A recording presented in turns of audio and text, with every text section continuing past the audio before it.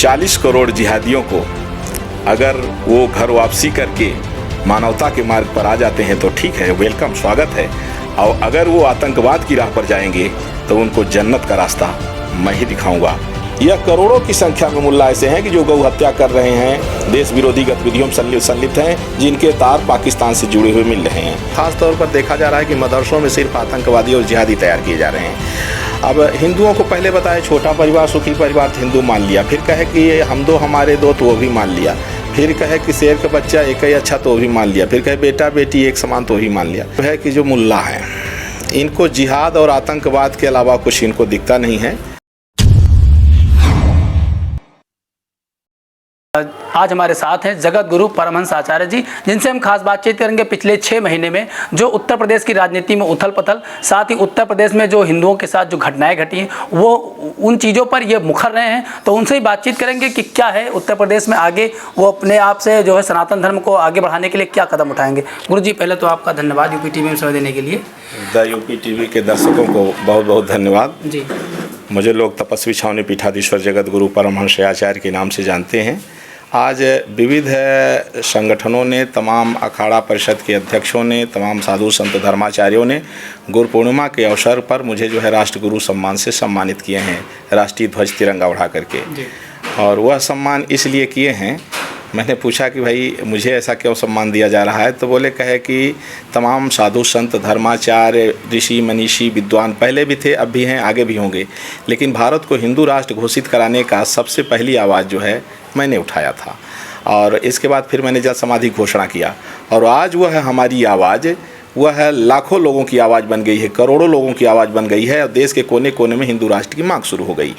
तो इसलिए इससे प्रभावित होकर के लोग आज मुझे जो है राष्ट्रगुरु सम्मान से सम्मानित किए हैं। ये 2024 के आसपास भारत हिंदू राष्ट्र बन जाएगा। राष्ट्र की एकता और अखंडता के लिए, भारतीय संस्कृति की रक्षा के लिए, मानवता को बचाने के लिए और जिहाद और आतंकवाद से बचने के लिए एक ही विकल्प है कि भारत हिंदू राष्ट्र घोषित हो। और इसको लेकर के जिस तरह से जन समर्थन बढ़ता जा रहा है और आज मुझे जिस तरह से सम्मानित किए लोग, इससे मुझे बिल्कुल केवल उम्मीद ही नहीं, पूरा विश्वास है कि 24 तक भारत हिंदू राष्ट्र घोषित होगा। वंदे मातरम जी।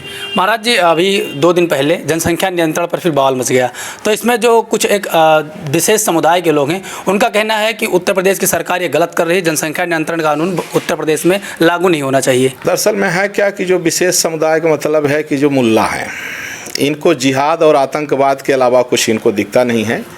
और इनकी इतनी बेहूदगीपूर्ण बातें हैं कि इनके तमाम मौलाना ये सिखाते हैं कि अगर तुम जो अल्लाह को नहीं मानता या मोहम्मद को नहीं मानता वो काफिर है, अगर उसकी निर्मम नृशंस हत्या करोगे या लव जिहाद करोगे तो तुम्हें जो है तो जन्नत मिलेगी, वहाँ 72 हूर मिलेंगी, शराब की नदी मिलेगी, वहीं डुबकी मारना पीना। माने एक मूर्खतापूर्ण जो इस तरह से इनके यहाँ बताया जाता है। ख़ास तौर पर देखा जा रहा है कि मदरसों में सिर्फ आतंकवादी और जिहादी तैयार किए जा रहे हैं।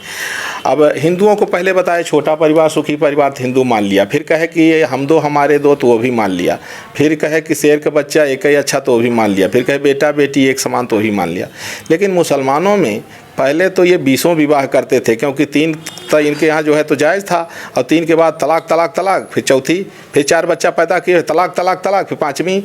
अब जब से ट्रिपल कानून पर जो आ गया है, 3 तलाक पर जो है कानून बन गया है, तभी अभी 3 बीवी तो रखते ही हैं, और ये 3 बीवी से कम दर्जन भर बच्चा पैदा कर रहे हैं। अब काम क्या करते हैं? पत्थरबाजी करेंगे, देश विरोधी नारा लगाएंगे, पुलिस की चौकी या थाना फूंक देंगे, सेना पर पत्थर मारेंगे और खाएंगे भारत की गाएंगे पाकिस्तान का। इस तरह से ये गद्दारी कर रहे हैं। तो ये चिंता का विषय है। अब यह कोई ऐसा नहीं कि 1-2 हो, यह करोड़ों की संख्या में मुल्ला ऐसे हैं कि जो गौ हत्या कर रहे हैं, देश विरोधी गतिविधियों में संलिप्त हैं, जिनके तार पाकिस्तान से जुड़े हुए मिल रहे हैं। और पता तब लगता है, जैसे मौलाना जहांगीर है, मौलाना उमर है, ये तब पकड़े जाते हैं जब ये हज़ारों हिंदुओं को इस्लाम कबूल करा चुके होते हैं। अब इनकी इतनी बड़ी साजिश की मूक बधिर बच्चों तक को भी ये नहीं छोड़े, उनको भी मानव बम बना करके देश को दहलाने की भी साजिश जांच में सामने आती है। तो इसलिए ये आवश्यक है कि जनसंख्या नियंत्रण कानून बनाया जाए, यह देश को बचाना है, और समान नागरिक संहिता लागू की जाए। अगर ऐसा नहीं किया गया तो 2-4 साल अगर और इनको मौका दे दी जाए, तो इसके बाद फिर न सरकार कुछ कर पाएगी, न पुलिस कर पाएगी, न अदालत कर पाएगा। अभी नूपुर शर्मा ने जो बयान दिया, देखिए नूपुर शर्मा से सरकार डर गई, नूपुर शर्मा के बयान से, जबकि नूपुर शर्मा ने वो कहा जो इनके हदीस में लिखा हुआ है। जो भी मुसलमान होंगे वो हदीस पढ़ लें, 121 नंबर में हदीस में साफ साफ लिखा है कि मोहम्मद साहब ने 6 साल की लड़की से शादी किया, निकाह किया। अब जब उन्हीं का ग्रंथ है, उसको तो हिंदुओं ने नहीं लिखा, उन्हीं के ग्रंथ में ये बात लिखी हुई है, और वो बात को अगर नुपुर शर्मा ने रिपीट किया तो इतना बड़ा हंगामा मचा कि भारत के अलावा भी जो इस्लामिक कंट्रियां हैं वहाँ से भी हाय तौबा होने लगा, छाती पीटने लग गए, और यहाँ तक कि सरकार डर गई। सरकार ने उनको जो है तो भाजपा से 6 साल के लिए निष्कासित कर दिया। और इसके बाद सुप्रीम कोर्ट डर गया। सुप्रीम कोर्ट के जस्टिस की भी एक जो है लक्ष्मण रेखा मर्यादा होती है कि वो साक्ष्यों के आधार पर ही वो जजमेंट देते हैं, व्यक्तिगत टिप्पणी नहीं कर सकते हैं। लेकिन सुप्रीम कोर्ट की अवमानना करके चीफ जस्टिस ने जिस तरह से नुपुर शर्मा को जो है तो जो राजस्थान के उदयपुर में निर्मम नृशंस हत्या हुई उसका जिम्मेवार ठहराया, यह एक जो है तो बेहद कहा जाए तो चिंताजनक रहा है कि सुप्रीम कोर्ट डर गया। तो ये जिहादी जो है, जो आतंकवाद का रूप लेते जा रहे हैं, अगर पॉपुलेशन कंट्रोल में अगर डिले करेंगे तो निश्चित है कि फिर जो है सिर्फ आतंकवाद, मार काट, कोहराम के अलावा कुछ बचेगा नहीं। अच्छा है कि भारत सरकार जो है जल्दी से जल्दी जनसंख्या नियंत्रण कानून बनाए, 2 बच्चों की नीति लागू करे, और एक देश एक कानून को ले आए, समान नागरिक संहिता लागू करे।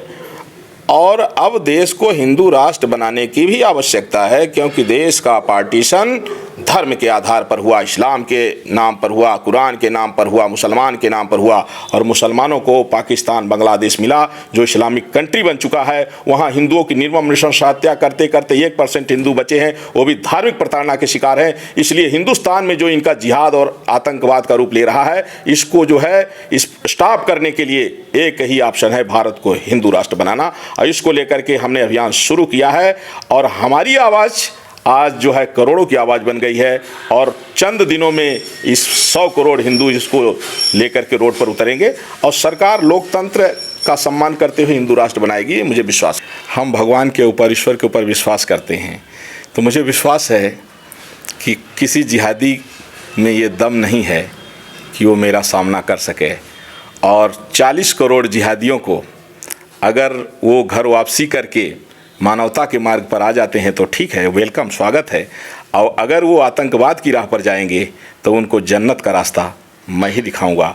जिसको उनको लालच दिया जाता है कि वो नृशंस हत्या करेंगे तो जन्नत मिलेगी, उनको 100 गुना, जिस तरह से वो हमारे हिंदुओं को तड़पा के मारते हैं, 100 गुना ज़्यादा तड़पा करके उन 40 करोड़ जिहादियों को मैं इन्हीं हाथ से जो है जन्नत पहुंचाऊंगा। वंदे मातरम। मैं ओम महाकाल अखाड़े से राष्ट्रीय अध्यक्ष हूँ, भावना गोस्वामी। और आज मैंने महाराज जी के कार्य देखते हुए विश्व गुरु का ये जो सम्मान दिया है सभी ने, मैं अपने अखाड़े को भी इन्हीं के चरणों में रखती हूँ। मैं कहती हूँ, गुरुदेव भी दया करके मुझको अपना लेना, मैं चरण पड़ी तेरे चरणों में जगह देना। जय श्री राम।